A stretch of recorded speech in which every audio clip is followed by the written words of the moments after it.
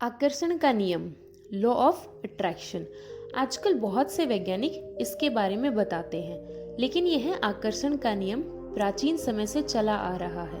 प्राचीन समय में बहुत से आध्यात्मिक लोग और आध्यात्मिक गुरु ने इसका विस्तार किया है। लॉ ऑफ अट्रैक्शन को अगर हम अच्छे से समझ जाएंगे तो हम अपनी लाइफ में होने वाली बहुत सारी घटनाओं और बहुत से असंभव लक्ष्य को आसानी से पा सकते हैं। इसलिए इसे समझना बहुत जरूरी है कि आकर्षण के नियम को हम अपने जीवन में कैसे उपयोग करें। आइए समझते हैं एक छोटी सी प्राचीन कहानी से। एक बार की बात है, एक शिष्य आकर्षण के नियम को जानने के लिए बहुत परेशान था। उसने अपने गुरु से पूछा कि गुरुजी, यह आकर्षण का नियम वास्तव में आखिर है क्या? तो गुरुजी ने इसका उत्तर दिया कि हम जिस पदार्थ या वस्तु को चाहते हैं वह हमारी तरफ खींची चली आती है। बस इतना ही जानने के बाद उस शिष्य ने एक प्रयोग किया। उसने अपने घर के बाहर एक बर्तन में पानी भरकर रख दिया और पूरी शक्ति से सोचने लगा कि यह पानी भाप बनकर उड़ जाए। बहुत देर से वह अपने मन को एकाग्र करके पूरी शक्ति लगाकर सोच ही रहा था कि बर्तन से पानी उड़ जाएगा, लेकिन ऐसा नहीं हुआ। उसने जब यह सब देखा तो तुरंत अपने गुरु के पास गया और बोला, गुरुदेव, यह जो आकर्षण का नियम है वह काम ही नहीं करता।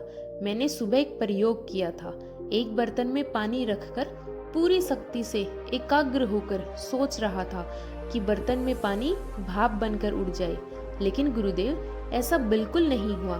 फिर गुरु ने कहा कि आकर्षण का नियम सिर्फ सोचने से काम नहीं करता, उसके लिए हमें भी उसके अनुसार कर्म करना आवश्यक होता है। जैसा तुम सोचते हो वैसा ही तुम कर्म करते हो, और अगर केवल सोचते रहोगे, कर्म करोगे ही नहीं, तो वैसा ही होगा जैसा तुमने आज पानी के बर्तन में देखा। यह कहने के बाद गुरु बोले, चलो कुछ कर्म करते हैं, और शिष्य के साथ गुरु चले गए। गुरु की आज्ञा के अनुसार शिष्य ने लकड़ी इकट्ठा की और उस भरे हुए पानी के बर्तन के नीचे आग लगा दी। थोड़ी देर बाद पानी पूरी तरह से भाप बनकर उड़ चुका था। गुरु ने कहा, देखा कि सोचने के बाद कर्म करना आवश्यक होता है। कर्म चीजों को हमारी तरफ खींचने में मदद करता है। अगर तुम्हारा मन करता है कि तुम पानी को भाप बनाकर उड़ा दोगे, तो फिर कर्म करो।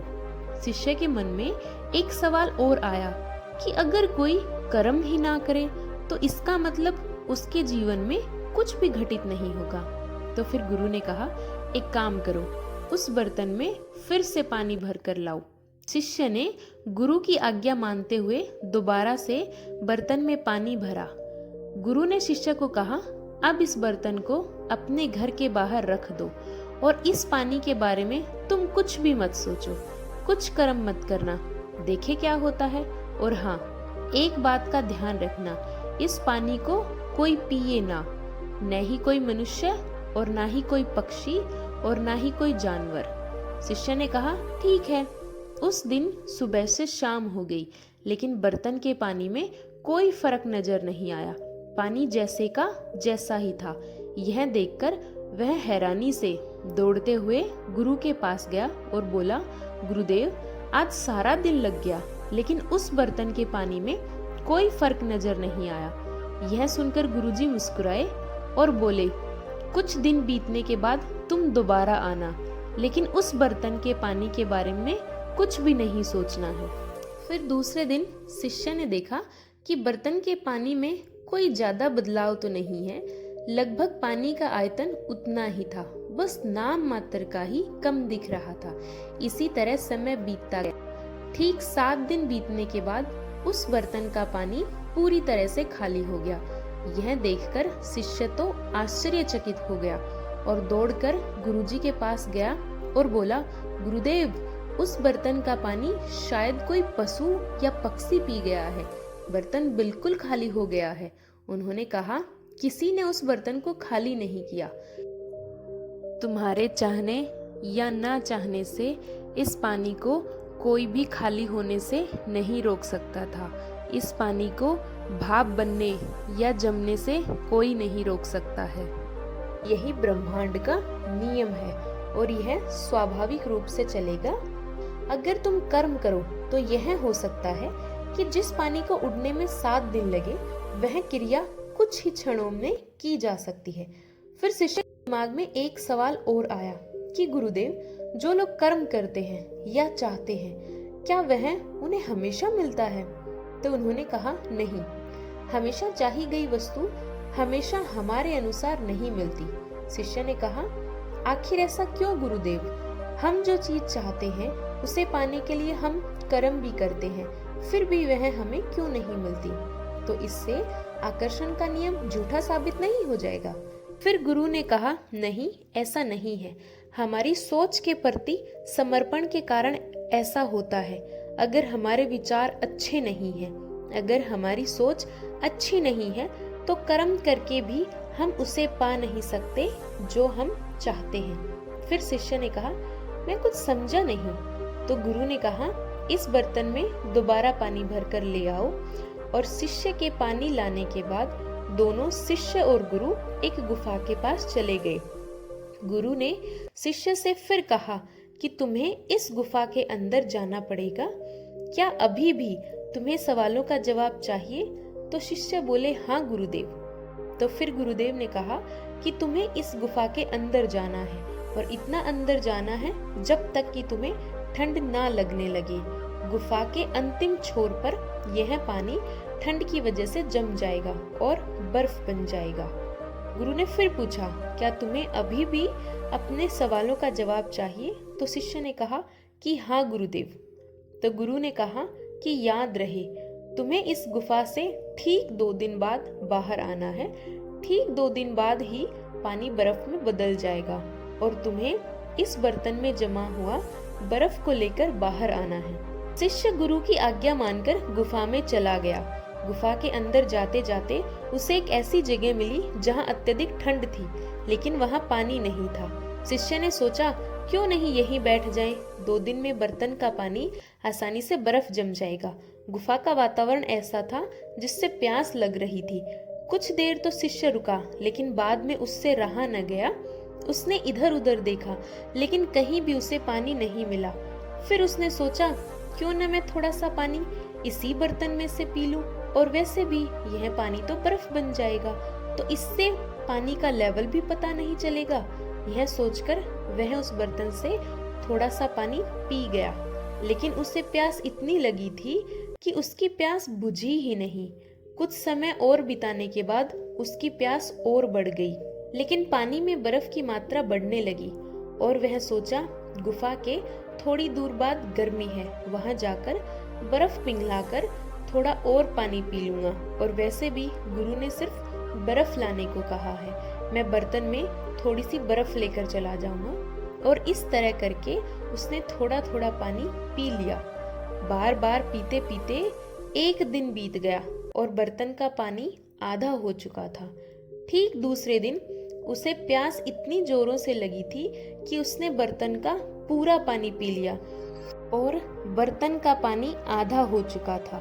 ठीक दूसरे दिन उन्हें प्यास इतनी जोर से लगी थी कि उसने बर्तन का पूरा पानी ही पी लिया, फिर भी उसकी प्यास नहीं बुझी और वह पानी की तलाश में व्याकुल होकर गुफा के बाहर चले आए। जैसे ही वह बाहर आए, वहां पर उनके गुरु पानी लेकर खड़े थे। शिष्य ने तुरंत गुरु के हाथों से पानी लेकर पिया और बोले, तुम्हारा बर्तन कहाँ है और बर्तन में जमी हुई बर्फ कहाँ है? यह सुनकर वह शर्मिंदा होते हुए बोले, गुरुजी, प्यास के कारण मैंने सारा पानी पी लिया। और वह निराश होकर दोबारा बोले, क्या अब मुझे इस सवालों के जवाब नहीं मिलेंगे? गुरु ने कहा कि उत्तर तो मिल गया, केवल सोचने से कुछ नहीं होता। सोच पवित्र होनी चाहिए, संकल्प दृढ़ होना चाहिए, कर्म सही होना चाहिए और अंतिम पड़ाव तक जाने के लिए हिम्मत होनी चाहिए। इनमें से क्या था जो तुम्हारे पास था? शिष्य ने कहा, केवल सोच थी गुरुजी। गुरुजी ने कहा कि अंतिम समय में तुम्हारी सोच भी तुम्हारे साथ नहीं रहती। क्या तुम जब गुफा से बाहर भागे तब भी तुम्हारी सोच बर्फ जमाने की थी? तब शिष्य बोले, नहीं गुरुदेव। फिर गुरुदेव बोले, जब कुछ भी सही नहीं था तो तुम जो चाहते हो वह कैसे तुम्हारी तरफ आकर्षित हो? शिष्य ने कहा कि मैं चाहता हूँ मुझे बुद्धि प्राप्त हो जाए, मैं जागृत हो जाऊं। तो गुरुजी बोले कि तुम एकदम सही जगह में हो, यह ब्रह्मांड तुम्हारा साथ दे रहा है। उसने तुम्हें ऐसी स्थिति में लाकर खड़ा किया जिससे तुमने यह ठीक से सीख लिया कि तुम्हारे आगे बढ़ने की राह में यह सीख तुम्हारी मदद करेगी। तो शिष्य ने कहा, गुरुजी, आज मैंने बहुत गहरी बात सीखी और मुझे लगता है कि यह ब्रह्मांड मुझे इस राह को पाने में मेरी मदद कर रहा है। फिर शिष्य बोले, मुझे डर लगता है कि मैं कहीं राह से भटक ना जाऊं। तो गुरु ने कहा, शुरुआत ही अंत होती है, हमारी सोच ही हमारी शुरुआत है और शुरुआत में ही तुम्हें एक अच्छी सीख मिली है। हमारी सोच में मिलावट नहीं होनी चाहिए। इसके लिए कुछ भी करने से पहले हमें अपने भीतर को पढ़ लेना चाहिए कि हम जो सोच रहे हैं, क्या यह सोच क्षणिक तो नहीं है? क्या यह सोच बस एक पल के लिए तो नहीं है? क्या हम उसी के लिए बने हैं? इसे जानना बहुत जरूरी है। केवल सोच लेने से कुछ नहीं होता। एक सोच आपके लिए रास्ता बनाती है तो दूसरी सोच उसी रास्ते को नष्ट भी कर सकती है। इसलिए हमारे मन में दृढ़ता और स्थिरता बहुत जरूरी है। आपकी सोच चीजों को आपकी ओर आकर्षित कर सकती है। आपके कर्म उस चीज को पाने में आसानी कर सकते हैं और आपका दृढ़ संकल्प और पवित्रता उस चीज को पाने के लिए आपको निरंतर बनाए रखता है। तो दोस्तों, मैं उम्मीद करती हूँ कि आपको आकर्षण का नियम यानी कि लॉ ऑफ अट्रैक्शन अच्छी तरह से समझ आ गया होगा। अगर इस तरह की कहानी से आपको कुछ सीखने को मिलता है तो इसी तरह की और मोटिवेशनल वीडियो के लिए हमारे चैनल को सब्सक्राइब और हमारी वीडियोस को लाइक और शेयर करें। Thank you. Keep smiling.